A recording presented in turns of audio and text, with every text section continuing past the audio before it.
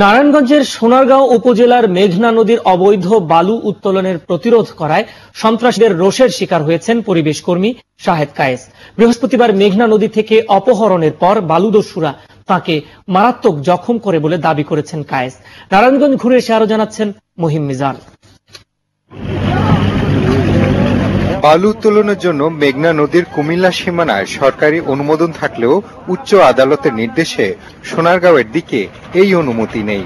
তারপরও কুমিল্লার প্রভাবশালী একটি মহল দিনের পর দিন অবৈধভাবে বালু উত্তোলন করায় হুমকির মুখে পড়ে স্থানীয় মায়াদ্বীপ এলাকা। এরা ইজারাটা নেয় মূলত মেঘনা থেকে, আর বালুটা কাটে যে মায়াদ্বীপ থেকে। প্রায় 20-30 বিঘা জমির মতো এটা নদীর গর্ভে বিলীন হয়ে গেছে। ভাঙনের ফলে বাড়ি ঘরে ক্ষতি হয়, অনেক বাড়ি ভাঙা পড়ে যায়। প্রতিবাদে বেশ কয়েক বছর আগে মায়াদ্বীপ রক্ষা এবং সোনারগাঁও এলাকায় অবৈধ বালু উত্তোলন প্রতিরোধ কমিটি করে স্থানীয় শাহেদ কায়েস। এরপর থেকে শাহেদ কায়েসের পিছু নিতে থাকে প্রভাবশালী ওই মহল। হামলা মামলা সহ নানাভাবে হয়রানি করা হয় তাকে।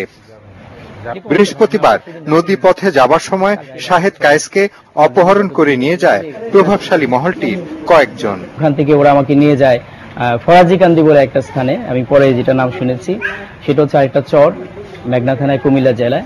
এবং সেখানে নিয়ে গিয়ে একটা পতিত বাগান বাড়ি, ওখানে আশপাশে বাড়ি নেই, সেখানে নিয়ে আমাকে অনেক দীর্ঘক্ষণ আটকে রাখে এবং ওখানে আমাকে প্রচুর মারধর করে। আহত কায়েস জানায়, সরকার দলীয় এক নেতার মদদেই তাকে অপহরণ করে অবৈধ বালু ব্যবসায়ীরা। বলতেছিল, তোকে মেরে ফেলে কি হবে, আমাদের সিরাজুল ভাইয়াকে চেনস?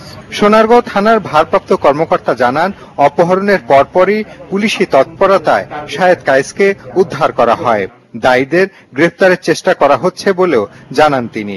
ইজারার বহির্ভূত স্থানে ফসলি জমিতে ঢুকে, এখন কখন যে তারা সোনারগাঁয়ে ঢুকবে আর কখন তারা মেঘনায় ঢুকবে এটা আসলে বলাটা মুশকিল হয়ে পড়ে।